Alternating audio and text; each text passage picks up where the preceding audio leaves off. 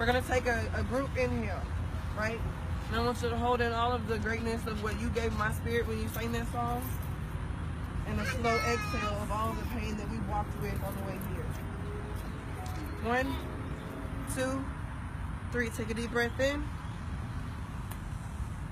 Slowly exhale.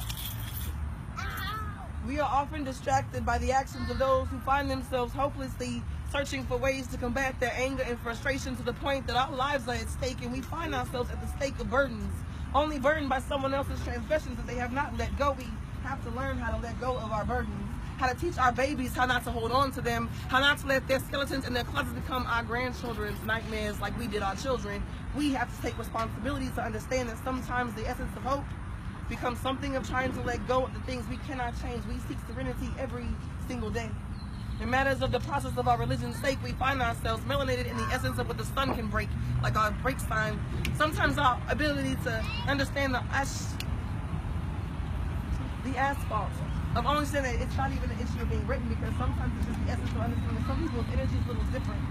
So maybe you can't ride the wave, but maybe if you listen later, you might realize that the water was enough for you to sip from. This cup be so full, but we are so fooled by someone else's tools that they have used to make us feel abused to the point that we don't even have a voice anymore, and we think that we have to sing in silence, have to sweet low like chariots, and don't realize when the chariot comes that we can be those angels related to the concrete or the cement or the quicksand we feel like we be in these relationships that make us feel so broken, so hopeless.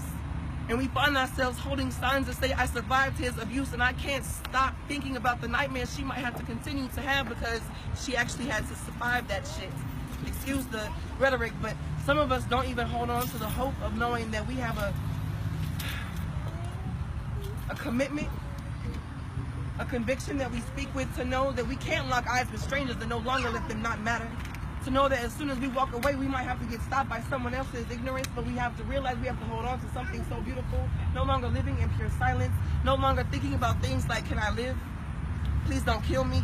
Why would our lives not be any more valuable until someone takes it from us? That we have armies of people coming together to speak in equal moments, of realizing that sometimes our strength is based on the process of our being broken down to the smallest points of matter, to where we realize that Black lives really do matter, and to the point of mass productions, realizing that even the film could never capture what we're after, because we are all trying to seek a peace that we have had to begin with. When we take that deep breath and we release the pain that we cannot harbor anymore, without realizing that love cannot stay where hate will dwell. And if you allow yourself to be under the spell of someone else's ignorance, you will find yourself hindering the progression of what you dream yourself to become. We have a purpose.